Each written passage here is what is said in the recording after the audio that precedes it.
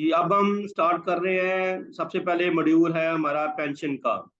Pension का जितना भी आपके ओल्ड पेंशन है, जो पेंशनर्स हैं, जिसका जो डाटा आप मैनुअली आप उन्हें पेंशन दे रहे हैं रजिस्टर से, उनका सबका डाटा एचआर में डलेगा। एचआर मॉड्यूल की आपको ट्रेनिंग हो चुकी हुई है, आपका एचआर का जो रेगुलर डाटा है वो डल चुका हुआ है।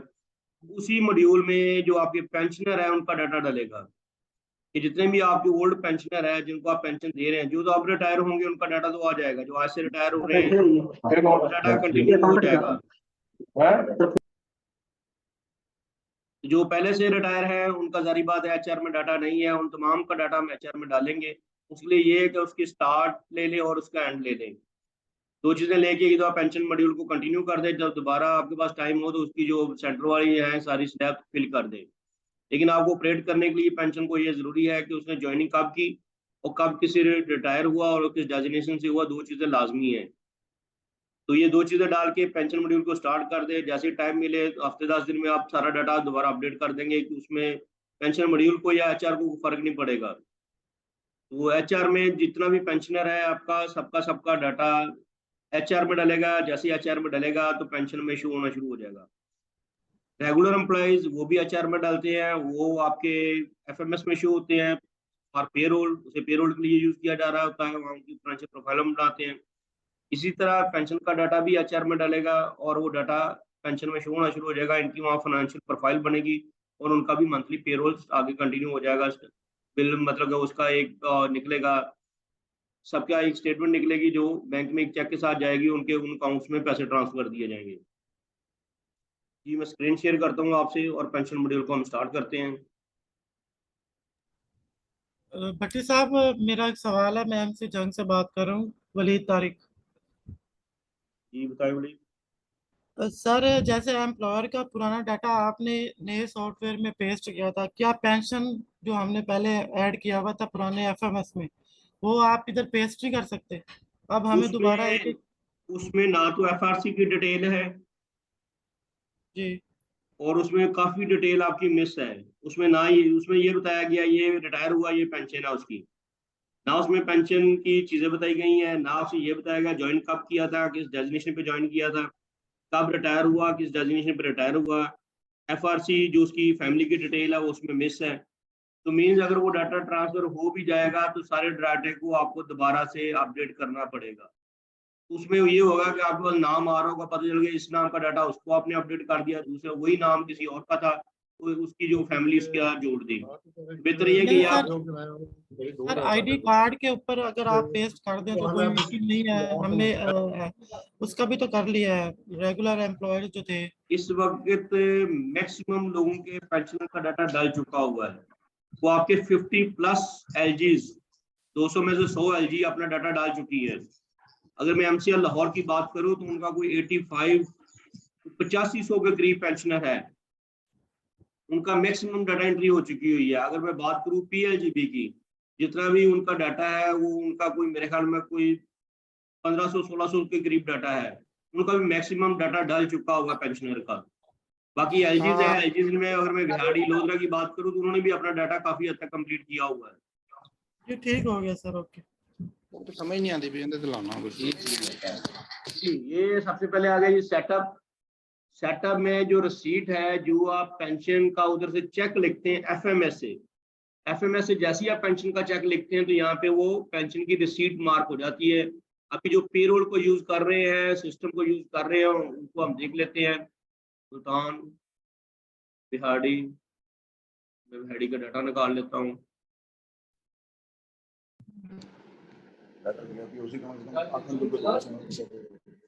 हाँ तो मीटिंग मैं कहता हूँ मार्च में इन्होंने कौन सा चेक लिखा पेंशन का,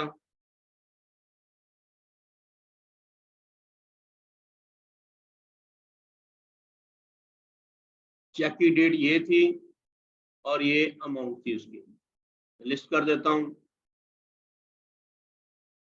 तो इसमें मेरे पास डिटेल आ गई कि इसमें कौन कौन से लोग थे जिनका पेंशन का चेक लिखा गया है। इसमें 278 लोग थे जिनका पेंशन का चेक लिखा गया है और उनकी हर एक का नाम, डेजिग्नेशन है, उसकी ऑफिस ब्रांच और साथ पेंशन अमाउंट आ रही है। ये पेंशन अकाउंट में इनके पैसे चले गए हैं। ये चेक लिखा गया है एफएमएस से, अब एफएमएस से जो चेक लिखा जाता है वो एफएमएस में तो एक्सपेंस है, लेकिन अगर मैं पेंशन की बात करूं तो पेंशन में वो एज अ रिसीट मार्क हो जाता है कि पेंशन की कैश बुक की रिसीट है कि इस सैलरीज के इस बंदे की इतनी पेंशन कैश बुक में आ गई। फिर जो रिटायर है उनका जब यहाँ से चेक लिखा जाएगा वो एक्सपेंस मार्क होगा। इसलिए कोई भी जो एलजी काम कर रही है उसके हर माह का यहाँ डाटा शो हो रहा होगा, वो देख सकता है कि आपका चेक किस दिन आपने लिखा और अकाउंट में जमा करवाया।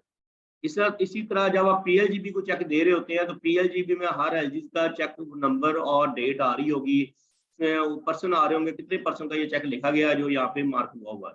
तो पीएलजीबी की ट्रेनिंग का देने की जरूरत नहीं, क्योंकि आपने एलसीएस को ट्रेड करना है, पीएलजीबी को नहीं करना। पीएलजीबी की ट्रेनिंग हो चुकी है, आगे कंटिन्यू उनको जरूरत होगी तो हम और ट्रेनिंग प्रोवाइड कर देंगे। इसके बाद आ जाता है बजट। आप पेंशन का अगर बजट डालना चाहते हैं तो जिस तरह एफएमएस का बजट डालते हैं सेम इट इज उसी तरह हम बजट डालेंगे, बजट ऐड करेंगे, उसमें लिस्ट में से अपडेट वगैरह कर सकते हैं, उस बजट को प्रूव कर सकते हैं। लेकिन इसमें बहुत लिमिटेड अकाउंट है, सिर्फ बजट आपकी पेंशन के अकाउंट है, ना कि एस्टेब्लिशमेंट, कंटीजेंसी, डेवलपमेंट और आपकी रिसीट के और पेमेंट के अकाउंट। यहाँ पे लिमिटेड अकाउंट्स आपको नजर आ रहे होंगे। और मैं बजट करता हूँ तो यहाँ पे कुछ ज्यादा अकाउंट नहीं है हमारे पास।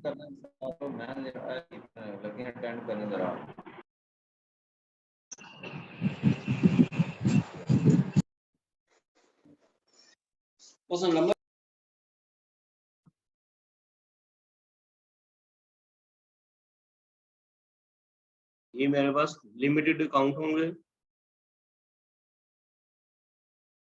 ये अकाउंट और जी अच्छा वो ये बाकी में डाटा डाल चुका है, जिसमें डाटा नहीं डाला हुआ मेरे पास शो हो गए। जैसे ही डाटा डल जाएगा ये गायब हो जाएंगे। इसके लिमिटेड ही काउंट है, कुछ ज्यादा नहीं है। एक सी का कोड होगा, बाकी आपके एक कोड होंगे। सी में आपने बताना है कि कितनी आपकी टारगेट आगे जो आपको आ जाएंगे। बाकी एक्सपेंस में है कि कौन कौन से आपने एक्सपेंस करने जा रहे हैं, वो टारगेट कौन सा है। इसकी इस तरह लिस्ट होगी, लिस्ट में हम इसे अपडेट कर सकते हैं। उसके बाद इसकी अप्रूवल है, अप्रूव कर देंगे। बैंक अकाउंट है, जिस तरह हम बैंक अकाउंट एफएमएस में डालते हैं same it is bank account इसमें डालेंगे।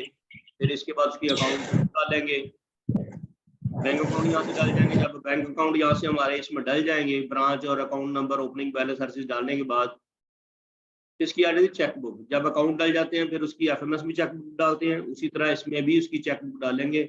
उसकी कोई जो पेज होते हैं, रसीद पर्त वगैरह होती है, अगर ज़ाया हो जाती है तो उसे आप यहाँ से जिस तरह उसमें आप कर रहे हैं सेम इट इज इसमें भी करेंगे कि वो क्यों ज़ाया हुई, लिखने में हो गई, फटने में, प्रिंट करने में, या कोई उसके ऊपर कोई स्याही गिर गई या पानी वगैरह गिर गया, चाय वगैरह गिर गई, जो भी है जो केस होगा उसमें रिमार्क्स में आप लिख देते हैं। अगर वो लिखने में या साइन करने में या फट गया लिखते हुए, या प्रिंट निकाल रहे थे प्रिंटर ने सही प्रिंट नहीं निकाला, जो भी आपकी सिचुएशन होती है वो आप इसमें दे सकते हैं रिमार्क्स में, वो पर्च जो है क्यों ज़ाया हुई।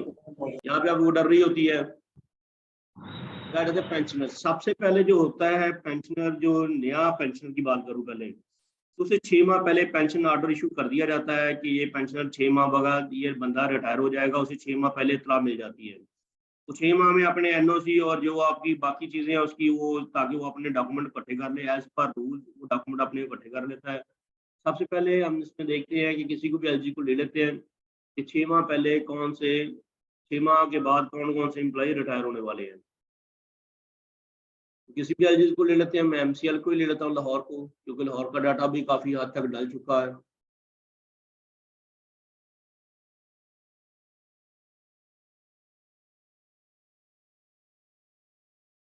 मैं कहता हूँ कि यकम में से लेके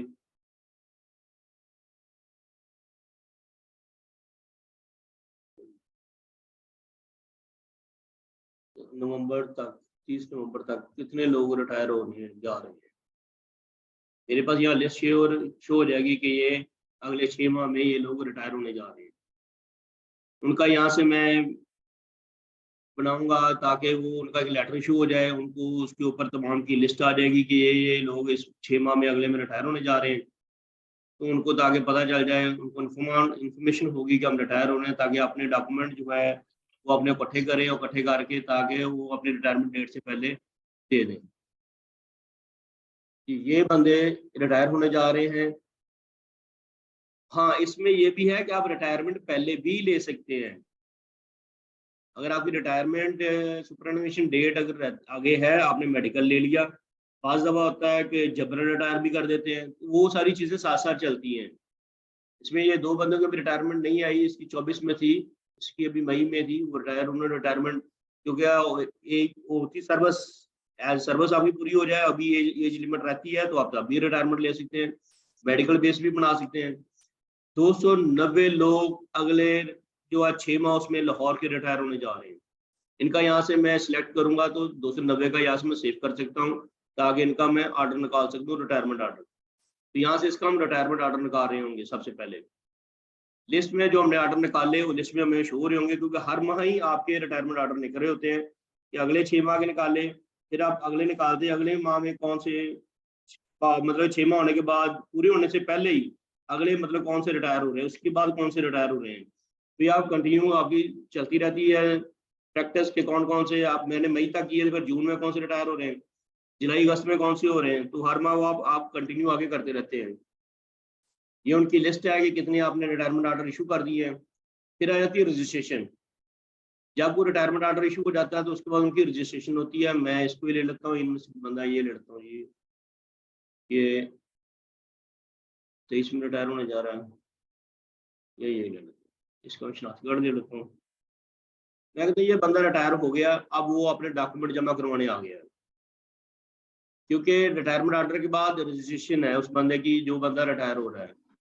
जब डॉक्यूमेंट लेके आएगा तो यहाँ पे हम उसका CNC देंगे और उस सर्च को लगा देंगे उसके, ताकि चीज़ें खुद ब खुद सारी ये फेल हो जाए, और ताकि हम नेक्स्ट देख सकें जो डॉक्यूमेंट जमा करवाने आया हुआ उसमें कौन कौन से डॉक्यूमेंट है, कौन से डॉक्यूमेंट मिस हैं, कौन से नहीं है, सारी चीज़ें हम देख सकें। ये लाइव मॉड्यूल है, मैं सारी चीज़ें इसमें सेव नहीं करूँगा, कुछ चीज़ें मैं ये है जी उसकी सारी इन्फॉर्मेशन फिल हो गई, मैं लिस्टिंग करता हूँ ताकि मुझे नज़र आ जाए जो वो डॉक्यूमेंट लेके आया है उनमें से कौन से डॉक्यूमेंट मिसिंग है और कौन से डॉक्यूमेंट मेरे पास आ चुके हैं। क्योंकि वो डॉक्यूमेंट आप उसे आप कहते हैं कि ये सारे यहाँ लिखे हुए हैं, अगर फैमिली केस है तो कौन से हैं, ये सारे डॉक्यूमेंट आपके हैं, कौन से रिक्वायर्ड है, कौन से ऑप्शनल है। आप कहते हैं ये डॉक्यूमेंट उसने हमें जमा करवा दिए।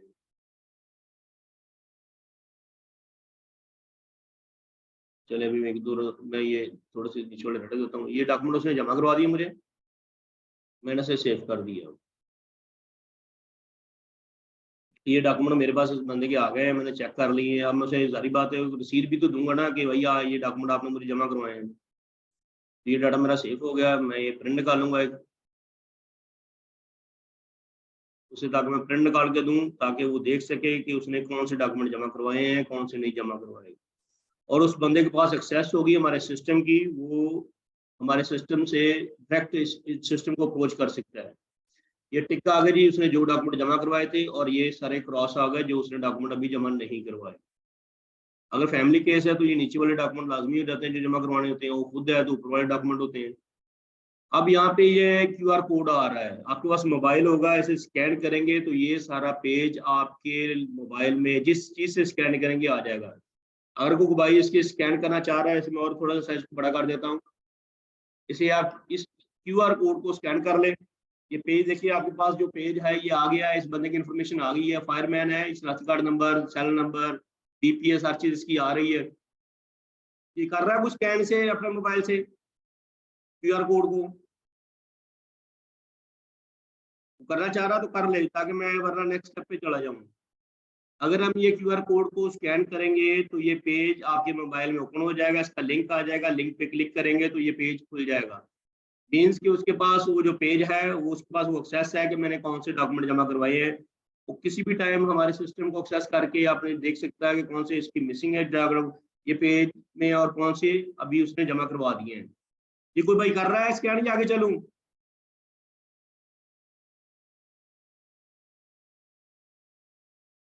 ये कोई नहीं कर रहा, आगे चले फिर स्कैन नहीं कर रहा तो ठीक हो गया जी। मैं कहता हूँ वो पर्सन दोबारा आया, उसने दोबारा आके उसने कहा जी मैं मजीद डॉक्यूमेंट जमा करवाना चाह रहा हूँ। मैंने लिस्ट कर दी, मैं कहता हूँ उसने डॉक्यूमेंट और जमा करवाने हैं। ये ये क्योंकि बाकी सारे यहाँ से गैप हो गए जो उसने डॉक्यूमेंट जमा करवा दिए, ये डॉक्यूमेंट और जमा करवाने आया।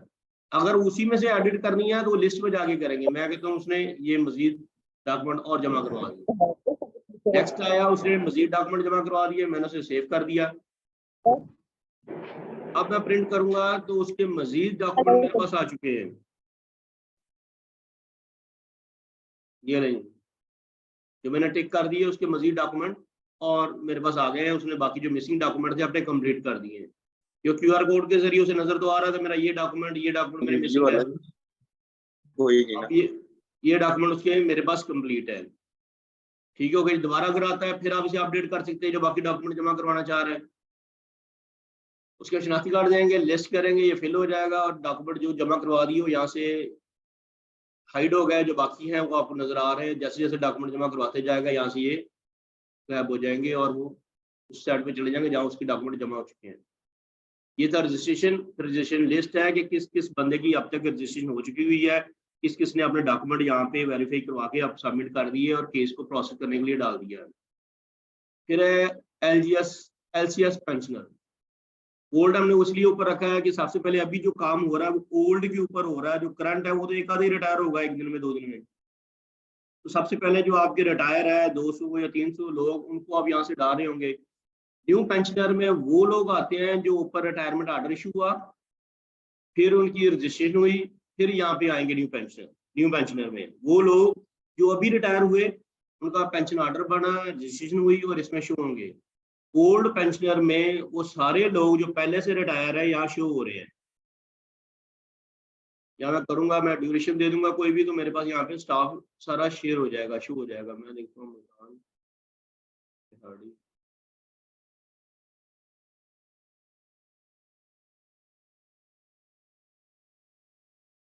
मैं उसे पिछली डेट से लेता हूँ, 2022 जनवरी से लेके आज तक 17 तक कितने लोग रिटायर हो गए। मैं पिछले केस बनाना चाह रहा हूँ, जाके आगे न्यू केस बनाऊँ पहले। तो ये मैंने जो ड्यूरेशन दे दी उसमें वो जाएगा, जो सेशन में रिटायर हुए हैं उन सबको उठा के ले आएगा यहाँ शो करवाने,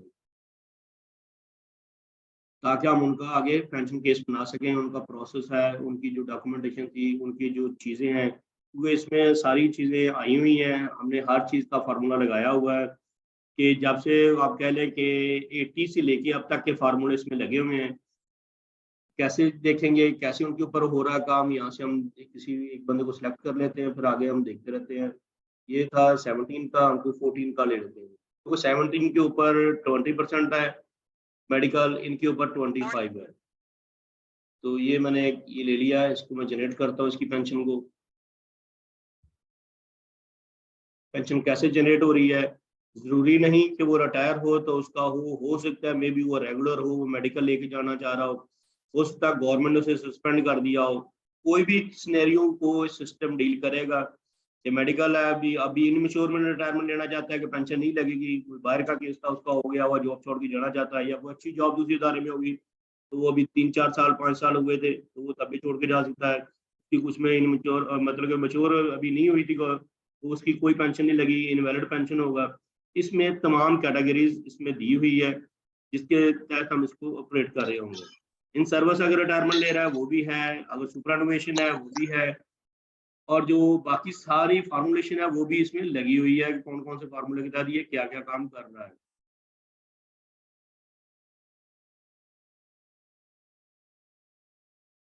जी, ये था डाटा आ गया मेरे पास इन सर्विस। अगर मैं कहता है in service, yes in service में ले रहा है तो रिटायरमेंट मुझे देनी पड़ेगी कि किस डेट को वो रिटायरमेंट ले रहा है।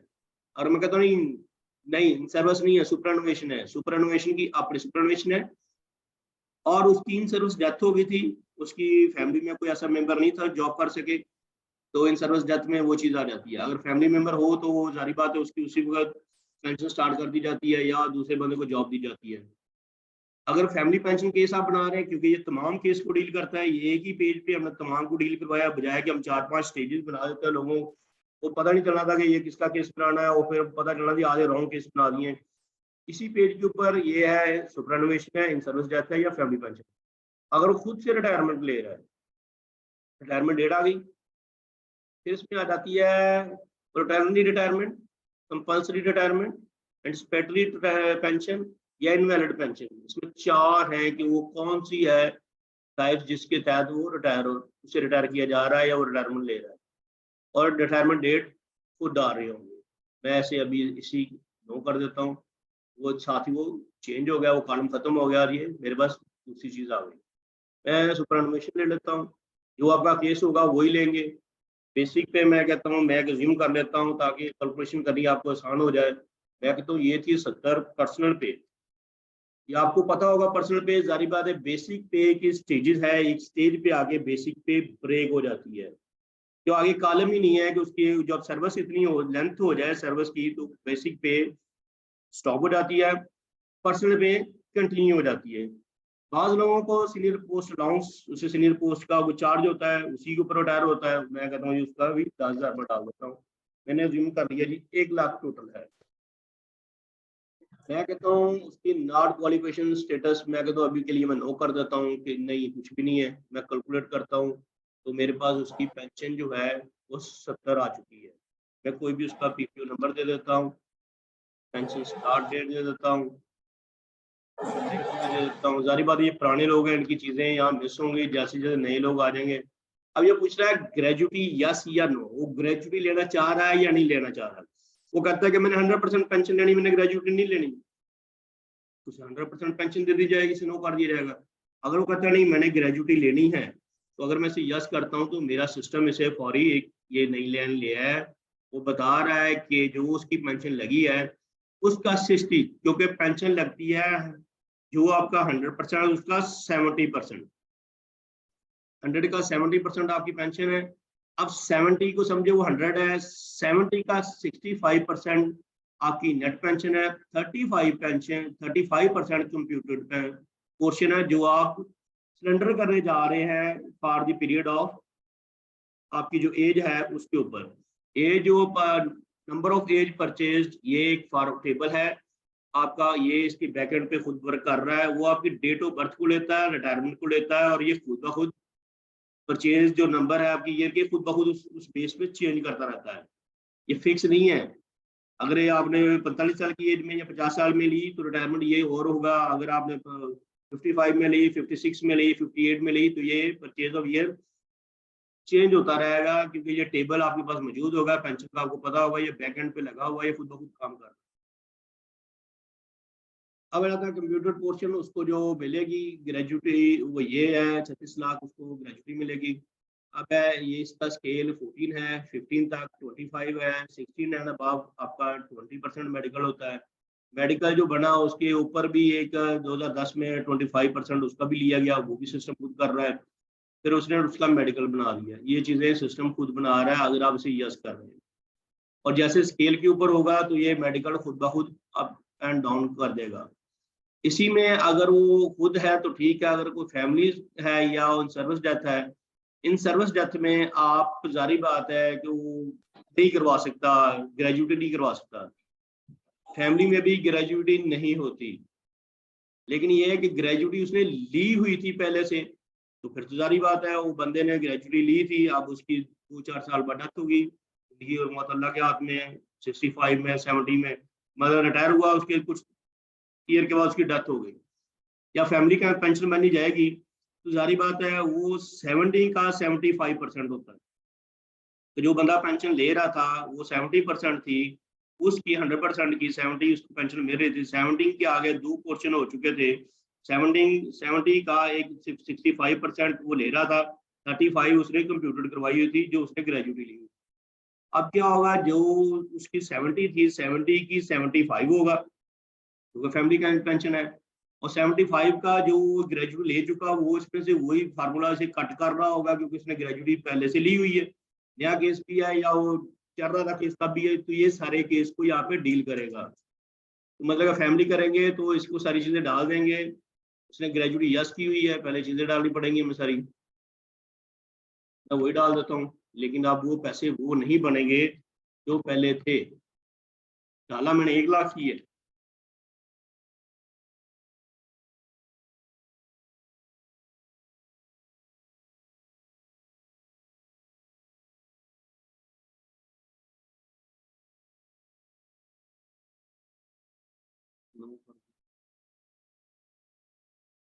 अब ये नहीं बनी उसकी, ये ग्रॉस थी। ये देखिए एक और कॉलम आ गया यहाँ पे, ये पहले नहीं आ रहा था। अभी ये जैसे ही मैंने ऊपर चेंज किया है फैमिली का जिक्र करते हुए ये एक कॉलम ऐड आ गया, और ये बता रहा है कि फैमिली पेंशन अब ये लगेगी, क्योंकि वो अगर वो कंप्यूटर करवा चुका हुआ है तो उस बेस पे भी आ जाएगा, चेंज हो जाएगा। अब मैं एक और चीज करता हूँ, मैं कहता हूँ कि इसकी सर्विस को ना मैं करना चाह रहा हूँ कि इसने लीव भी ली थी, सर्विस से गैप भी रहा है, तो मैं कहता हूँ ये जनाब 2005 जनवरी 1 जनवरी से इसने छुट्टियां ली,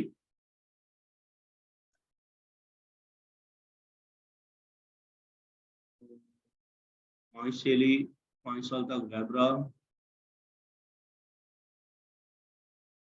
उसने 5 साल 11 माह 30 दिन की छुट्टी ली। बाकी उसकी सर्विस, क्योंकि पहले ये थी 41 साल सर्विस है, तो 41 साल सर्विस हो या 50 साल हो या 44 हो या 32 हो, जो भी होगी, हमारा जो फार्मूला 30 के ऊपर है, इसको फिक्स किया हुआ है। अभी भी इसकी कोई भी चीज में कोई कमी नहीं आएगी, क्योंकि अभी भी सर्विस इसकी 35 है। हाँ, अगर ये 30 से डाउन डिक्रीज कर जाएगी तो इसकी पेंशन इफेक्ट होना शुरू हो जाएगी। 30 तक इसकी पेंशन इफेक्ट नहीं होगी। मैंने एक डाला, मैं कितना नहीं, मैं और भी डाल देता हूँ थोड़ा सा, ताकि इसको पेंशन को इफेक्ट करवा दूँ इसकी थोड़ी सी। मैं कहता हूँ ये 2012 में ये फिर चला गया, 10 को चला गया, तो 12 से लेके मैं कहता हूँ ये 18 तक फिर गायब रहा।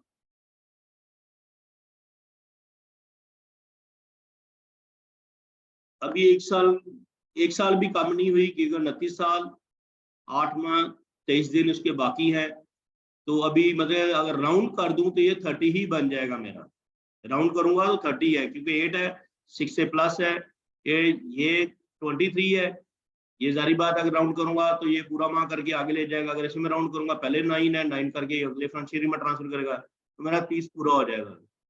मैं इसको थोड़ा सा और लेंथी कर देता हूँ, 18 की बजाय 21 कर देता हूँ, ताकि इसकी पेंशन इफेक्ट हो जाएगी। अब रहेगी उसकी 26 साल। अब जो पेंशन बनेगी, अब ये नहीं बनेगी जो उसकी बन रही थी, अब वो पेंशन सारी चेंज हो जाएगी, क्योंकि उसकी सर्विस कम हो गई है। क्योंकि सर्विस के ऊपर फार्मूला है, जैसे जैसे सर्विस कम होगी उसकी पेंशन का फार्मूला उसे पेंशन को कम कर देगा। पहले ये 70 दे रहा था, अब देखते हैं ये क्या देता है। कैलकुलेट किया हमने, चीजें डाल दें सारी। अब ईपीएफ नंबर डाल दें, तो पेंशन स्टार्ट डेट डाल दी, उस बंदे का सारा कुछ ऑफ हो गया। फैमिली पेंशन थी, उसने ग्रेजुएटी पेंशन कर दी, उसे हम सादा लेके चलते हैं, क्योंकि ये पेंशन का जो सुपरनुएशन, तो सिंपल केस बना के जाएंगे, थोड़ा सा स्पीडी हो जाएगा।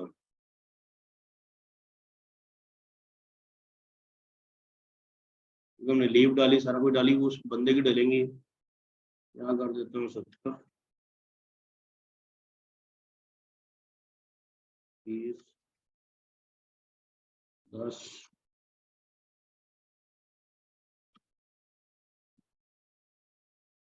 10,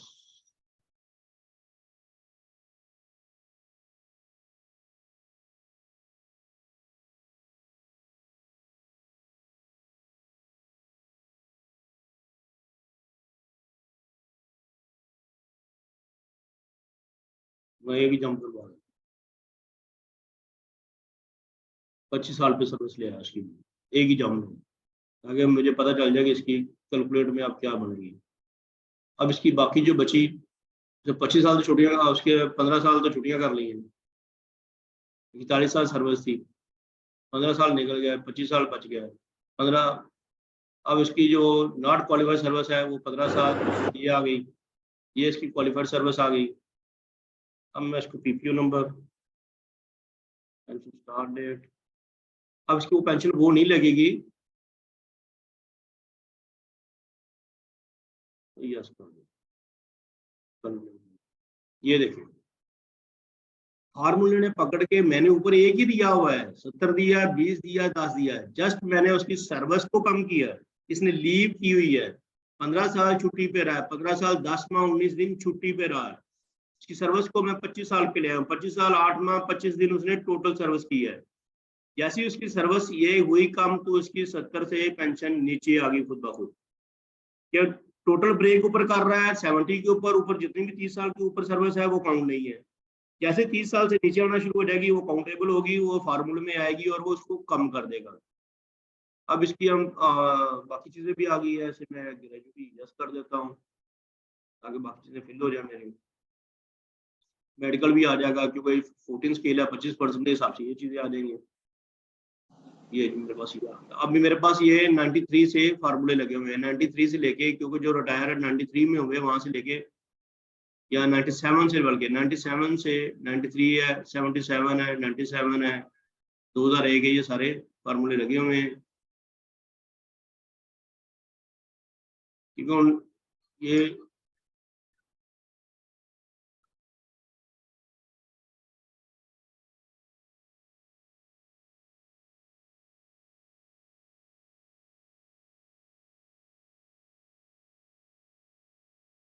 फार्मूले इसमें लगे हुए हैं। इसमें मैं जैसे जैसे क्लिक करता जाऊंगा तो ये आगे जाता जाएगा और बताएगा कौन कौन से फार्मूले ये काम कर रहे हैं।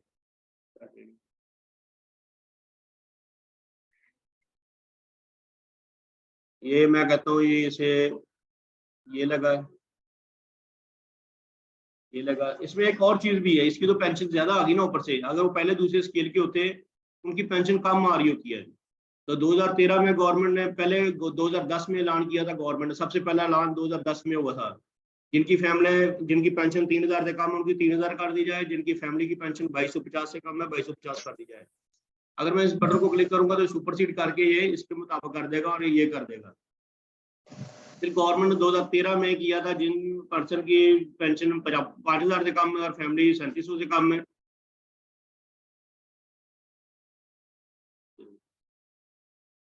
तो जैसे ये मैं क्लिक करूंगा तो इनकी ये 5000 हो जाएगी, ये 3750 हो जाएगी। फिर 2014 में गवर्नमेंट ने कहा था जिनकी फैमिली, जो पर्सन की पेंशन 6000 से कम है और फैमिली 4500 से कम है वो कर दी जाए। तो बाकी जितनी भी उसकी थी पैसे कम थे, जैसे ही मैं बटन को क्लिक करूंगा सारे सुपरसीड हो जाएगा। उसकी फैमिली होगी तो 4500, ऊपर से फैमिली पता चल जाएगा इस सिस्टम को। पर्सन लाइव है तो 6000 हो जाएगी। 2016 में गवर्नमेंट ने कहा था जो पर्सन जिंदा है और 85 ईयर उनकी एज हो गई है, उनको 2016 के ऊपर 25% अलाउंस दिया जाए। क्योंकि जारी बात है ये पेंशन का मॉड्यूल है, ये 1980 से लेके अब तक के सारे फार्मूलों को लेके चलेगा। अगर 1980 या 1985 में कोई बंदा रिटायर हुआ, उसका फैमिली पेंशन, क्योंकि ये कोई भी पेंशन का केस है, कम से कम 100 साल तक चलता है, 100 साल ले जाता है। पहले वो पर्सन होता है, तो पर्सन जाता है, उसकी फैमिली आ जाती है, फैमिली की सबकी शादी होगी, अगर खुदा ना खास्ता उसमें कोई ऐसा है कि मतलब कि अपाहज है या कुछ और है, उसको पेंशन मिलती रहती है। अगर आप क्या है कि सारे ठीक थे, सबकी शादी हो गई, ठीक हो गया, पेंशन बंद हो गई, 15-20 साल को पता चलता है जी उनकी कोई बेटी थी, उसको उसके मियाँ की डेथ हो गई या डिवोर्स हो गई, कोई भी सिनेरियो पाकिस्तान में चलते रहते हैं, तो क्या होता है कि 15-20 साल बाद दोबारा पेंशन केस एक्टिव हो जाता है और पेंशन कंटिन्यू हो जाती है। क्योंकि अनमैरिड फीमेल की पेंशन तब तक कंटिन्यू होती है जब तक वो मैरिड नहीं हो जाती। मैरिड के बाद फिर उसकी तब पेंशन स्टार्ट होती है जब वो उसके मियाँ की डेथ हो जाए या डिवोर्स हो जाए, कोई भी सिनेरियो हो, तो फिर उसकी पेंशन स्टार्ट हो जाती है। तो बाकी जो मेल है वो 24 तक है, उसके बाद उसकी पेंशन क्लोज हो जाती है। तो इसमें मतलब कि ये सिनेरियो कुछ 80 साल 100 साल तक पेंशन का चलता रहता है। तो इसलिए हमने इसे पीछे 97 से लिया हुआ है, 97 से लेके 93 है, सारे डेटे हैं 97 से 90 अब तक का करंट सिनेरियो जो भी आ रहा है। मैंने ये 2 लगा दिए, मैं तो इसको एक ये भी देना था, एक ये भी देना है। अब इसकी पेंशन ये बनती है। अब नेक्स्ट आ जाता है कि जब पेंशन इसको देने लगे थे तो पेंशन के केस को अप्रूव करते हुए 3 माह लग गया, 6 माह लग गया, कितना टाइम लगा इसकी पेंशन को अप्रूव होने में। सारी बात है जो बाकी उसके पैसे है वो एरियर है, वो एरियर में डालेंगे। हाँ, गवर्नमेंट ने अगर उसको प्लेंटी डाल दी, उसकी क्लियर केस कोई इंक्वायरी निकल आई, उसके पैसे डिडक्ट करने हैं, तो डिडक्शन में हम उसके पैसे उसी वक्त डिडक्ट कर सकते हैं। अगर उसको इंक्वायरी थी, इंक्वायरी साबित हो गई है, उसको 20 लाख की प्लेंटी है या 30 लाख की प्लेंटी है, तो उसे हम यहाँ प्लेंटी लगा सकते हैं। अगर प्लेंटी इसकी ज्यादा है तो पेरोल तो चलेगा लेकिन उसको पैसे नहीं जाएंगे, उसके पैसे कटते जाएंगे। अगर उसकी कोई प्लेंटी शेंटी नहीं है, केस अप्रूव होने में 3 माह लगे, 3 माह की जो उसकी पेंशन है वो एज ए एरियर उसे पे होंगे। फिर आ जाती है पेंशन होल्ड, मैं यस कर दूं तो इसमें है कि कैटेगरी है कि LG टू LG, किसी LG ने जहाँ पहले उसने जॉब की, उस LG ने उसका जो पेंशन शेयर जमा नहीं करवाया दूसरी LG को, या कोई और डिपार्टमेंट में था, किसी और डिपार्टमेंट में काम कर रहा था और रिटायर आके एलजीसी में वापस आ गया, जैसे ये चले जाते हैं लोग, वो जाके काम करते रहते हैं। ये पंजाब के सारे अदारे आ रहे हैं, वो किस अदारे में काम करता रहा है, वो अदारे में क्लिक कर देंगे, उस अदारे से इसकी किस पीरियड तक रहा, कितनी पेंशन बनती है जो होल्ड करना चाहते हैं, या वो एलजी में किसी मेरा ये एलजी क्लिक करूंगा तो ये पूरे आपके पास भी पूरे पंजाब की एलजीज आ रही होंगी। और एलजी करेंगे तो वो बताएगा किस एलजी में वो रहा, आप बताएंगे इस एलजी में रहा, इतना पीरियड रहा, इसकी इतने पीरियड की जो पेंशन नहीं आई। तो ये हम ऐड कर सकते हैं, एक से ज्यादा डिपार्टमेंट, एक से ज्यादा एलजीज ऐड कर सकते हैं कि इतनी इतना पीरियड या रहा, इतने इतने पीरियड की इतनी इतनी पेंशन बनती थी, वो हम इसको नहीं दे रहे, जब वो पैसे वो पेंशन का शेयर हमारे पास आ जाएगा हम दे देंगे। वो जो पर्सन होता है वो कहते हैं जी आप मुझे जो आपकी तरफ बनती है वो दे दे, ग्रेजुटी और पेंशन। वो क्या होता है कि उसकी जो होल्ड हुई ठीक है, बाकी होल्ड मैं कर ही देता हूँ। मैं कहता हूँ ये अटक में रहा था, इतनी देर रहा, पहले उसकी पेंशन काम में बेचारे की हमने कर दी। चले, मैं कहता हूँ ये यहाँ 17 से लेके कोई 21 तक मैं कहता हूँ ये हमारा कैलकुलेट हो गया, इतने 26 दिन 8 माह 4 साल ये अटक में रहा। पेंशन अमाउंट जो बनती थी मैं कहता हूँ कि उसकी अमाउंट बनती थी कोई 10,000 होल्ड करने जा रहा हूँ मैं, 10,000 ये होल्ड करने लगा हूँ, ग्रेजुटी उसकी 10 लाख होल्ड करने जा रहा हूँ। बाकी मैं कहता हूँ मैं सही दे देता हूँ, ये मैं होल्ड कर रहा हूँ, रिमार्क्स में मैं डाल दूंगा जो भी उसकी वजह बड़ी थी, रिमार्क्स कि वो उसका शेयर नहीं आया, शेयर फंडिंग है, जैसे भी वो आएगा तो बाकी पेमेंट हो जाएगी। ऐड मोर मैं और भी ऐड कर सकता हूँ, जिस तरह ऊपर मैं लीव ऐड कर रहा था, इस तरह किसी और डिपार्टमेंट की तरफ इसका शेयर बाकी है, पेंशन का, ग्रेजुटी का, आप डालते जा सकते हैं। मैं ऐसे नहीं करता, मैं कहता हूँ कैलकुलेट कर दे मुझे। अब मैं कहता हूँ कि उसकी इतने इतने और इतने में होल्ड करने जा रहा हूँ। अब मैं कहता हूँ करंट क्या बनी, मैंने क्लिक किया, कहता ये इसकी सर्विस बनी, ये इसकी पेंशन बनी, ये इसकी ग्रेजुटी बनी जो इसको देने जा रहे हैं। अगर देखा जाए तो यहाँ पे इसके पैसे ज्यादा बन रहे थे, ठीक है, ये टोटल अमाउंट आ रही थी इसकी, जो इसकी मेडिकल की है, फिर इसकी बाकी हेल्ड हुई, ये आई इसकी 71,083 रुपए, 71,831 रुपए। तो यहाँ जब मैंने होल्ड कर ली, 10,000 होल्ड कर ली तो ये कम हो गई। ये मैंने 10 लाख होल्ड किया तो ग्रेजुएट इसकी ज्यादा थी, 21 लाख पे रह गई, 10 लाख मैंने होल्ड कर लिया। अब मैं केस को अटैचमेंट है, फैमिली की डिटेल लाजमी है, इस बंदे की फैमिली की डिटेल नहीं डली हुई, फैमिली की अगर, क्योंकि ये फैमिली पेंशन है तो वाइफ को जा रही है, 2 वाइफ उनको जा रही है, या फैमिली के मेल फीमेल को जा रही है, क्योंकि यहाँ एफआरसी लगा होता है, एफआरसी की सारी डिटेल इसमें आ रही होती है। अगर फैमिली की पेंशन आप क्लिक करेंगे ये पर्सन की बंद हो जाएगी, फैमिली आपको अंदर से देनी पड़ेगी, किस किस बंदे को कितनी कितनी पेंशन जाएगी, यहाँ पे वो शो हो रहे होंगे। फिर अटैचमेंट है, आपने वो जो डॉक्यूमेंट उसने जमा करवाए हो तमाम की अटैचमेंट करेंगे। और इसमें अगर ओल्ड पेंशनर है सीधा ये पेरोल में चला जाएगा, अगर मैं न्यू पेंशनर करूंगा तो ये एलएफए के लिए ऑडिट में चला जाएगा कि एलएफए इसका ऑडिट करे। क्योंकि न्यू पेंशनर जितने भी आप केस बनेंगे थ्रू एलएफए बनते हैं, क्योंकि पुराने क्योंकि एलएफए प्रूव कर चुका वो तो कंटिन्यू करने हैं, तो मैं इसे होल्ड करके पेरोल की तरफ कर ले जाता हूँ। न्यू करूंगा तो एलएफए की तरफ जाएगा, एलएफए इसका ऑडिट करेगा, वो कैसे करेगा वो भी देख लेते हैं। मैं ऐसे होल्ड करके सेव कर दी ताकि अगला प्रोसेस भी देख ले।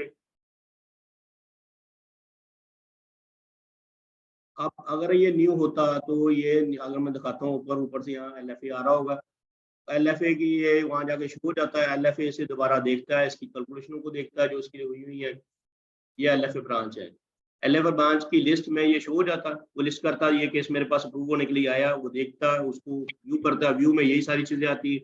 वो देखता है कि भाई इसकी सर्विस इतनी नहीं है, या इसकी बेसिक पे इतनी नहीं है, या पर्सनल पे या अलाउंस में कोई मसला है, या आपने ये जो ऊपर वाले अलाउंस है ये तो लगने नहीं चाहिए थे, इसे ये व्यू लगा दिए जैसे मैंने ये लगाए हैं, ऊपर वाले लगाए थे, तो वो सारे देख के उसे केस को दोबारा अपडेट कर सकता है, उसके बाद ये पावर होती है। न्यू केस के लिए, ओल्ड केस के लिए जारी बात, वो पहले से प्रूव है, मैंने होल्ड किया था वो। अब अगर मैं रिपोर्ट निकालना चाहूँ जो पे इसकी है पेंशन की AR 38 13, वो इसमें मेरे पास वो रिपोर्ट जो आपकी AR की रिपोर्ट है वो इसमें आ रही है। अब मैं आ जाता हूँ पे रोल की तरफ, क्योंकि केस मेरा बन चुका है, मंथली पेंशन केस है।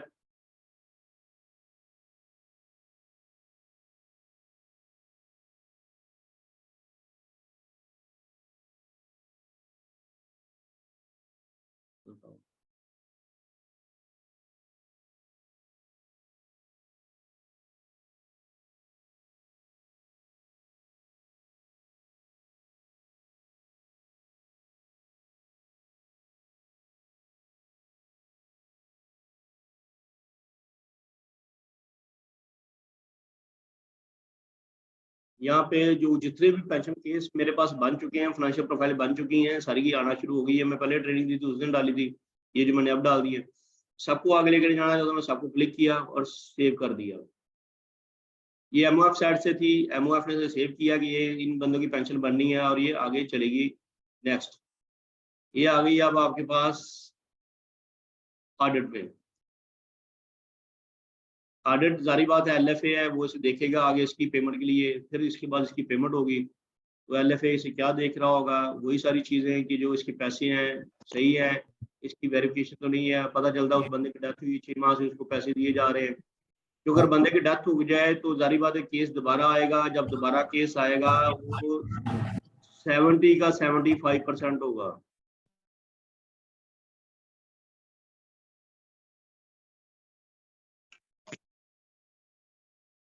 अब मैं मंथ सेलेक्ट कर दूंगा। वो जो बंदे हैं जो मैंने सेलेक्ट किए थे वो यहाँ आ जाएंगे। यहाँ से मैं उसे बताऊंगा कि मैं क्या करना चाह रहा हूँ, क्या मैं लिस्ट कर देता हूँ, मेरे पास शो हो जाएंगे।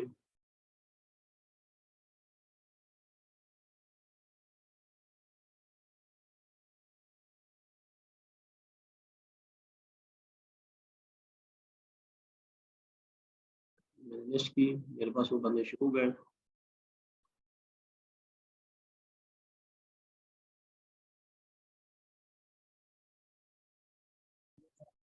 इधर होता है छोटा कनाल से क्योंकि जब मेरे पास शो हो जाएंगे, इसमें दो चीज़ें हैं कि जिनके ऊपर कोई ऑब्जेक्शन लगाना है, रिटर्न करना है, तो मैं उन्हें रिटर्न विद ऑब्जेक्शन रिमार्क्स में उसके ऑब्जेक्शन लिखूंगा और रिटर्न का रेडियो बॉक्स क्लिक करूंगा। यहाँ से बंदा सेलेक्ट करूंगा और सेव कर दूंगा। डेट डालूंगा, इस डेट को ये बंदा मैंने रिटर्न कर दिया विद रिमार्क्स कि ये इसकी मुझे जो इन्फॉर्मेशन है इसकी डेथ हुई है, आप इसे पेंशन देने जा रहे हैं और उसको अब मतलब जो उसकी 100% बन रही है वो 70 का 75 बनती थी, वो उसे केस को होल्ड कर सकता है। अगर वो कहता है नहीं है, वेरीफाई करना है और ये ओके है, उसने वेरीफाई पे जैसे क्लिक किया तो उसके पास अकाउंट वगैरह आ गया, उसने अकाउंट सेलेक्ट किया, चेकबुक सेलेक्ट करेगा और चेक बना के सेव कर देगा। अगला प्रोसीजर होगा, इसका प्रिंट निकालेगा स्टेटमेंट का कि कितने लोगों की स्टेटमेंट जा रही है, और वो ऊपर चेक अटैच करेगा और बैंक में फॉरवर्ड कर देगा। बैंक में वो बंदे का नाम, अकाउंट नंबर, ये branch code, account number, amount, ये कॉलम आ रहे होंगे, ये टोटल अमाउंट है। चेक आ गया, चेक नंबर ये था,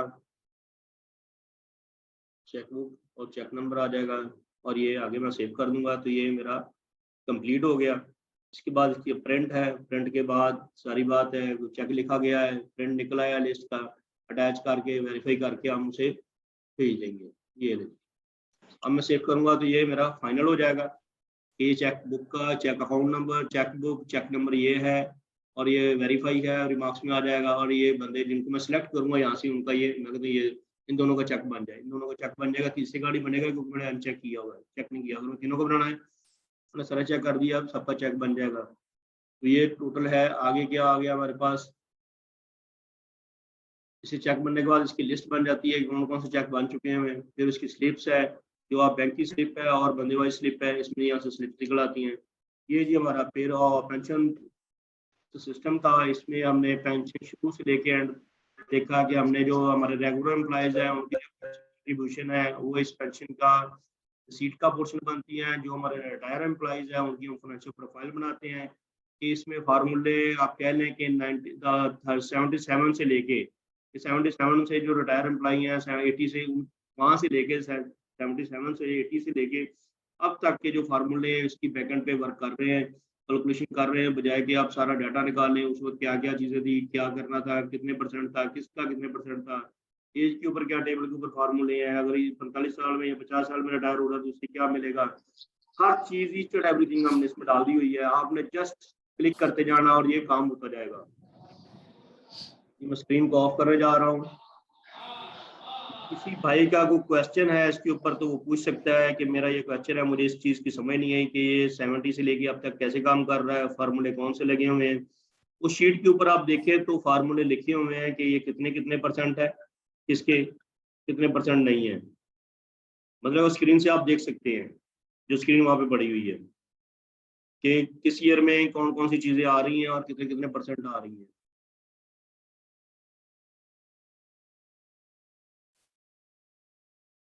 जी, किसी का कोई क्वेश्चन है तो बताए। इरफान साहब, जी जी इमोशनली बात कर रहा हूँ, LFA खारियां से। जी जी, मौसम बताएं। अच्छा, आपने जो बेसिक पे की सर कैलकुलेशन की है ना, पेंशन में आपने बेसिक पे ऐड की है, जी जी पर्सनल पे ऐड की है, और सीनियर पोस्ट अलाउंस ऐड की है। जी जी, इसके अलावा भी कुछ होता तो ये बता दें। 3 चीजों को, हाँ, इसमें ना और भी तरह की हैं पे, जैसे क्वालिफिकेशन पे है, जिन्होंने पिफा वगैरह किया होता है, या इस तरह की कोई पे है।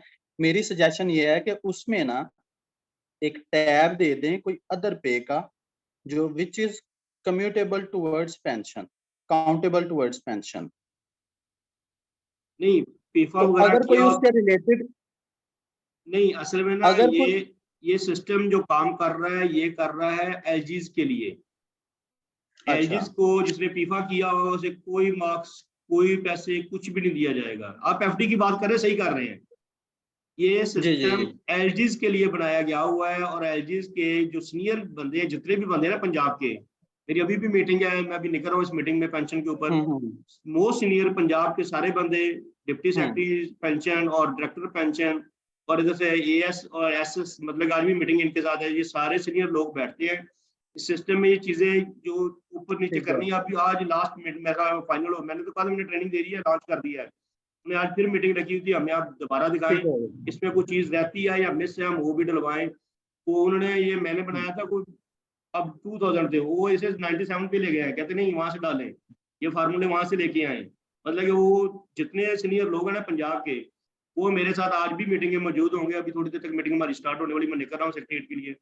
तो मतलब कि ये, उन्होंने किसी ने ये नहीं कहा कि इसके अलावा कोई डाले, मैंने सिर्फ बेसिक पे डाली थी, उन्होंने 2 और डलवा दिए, तो ये 2 भी ओके, होते हैं और ये डाल दें।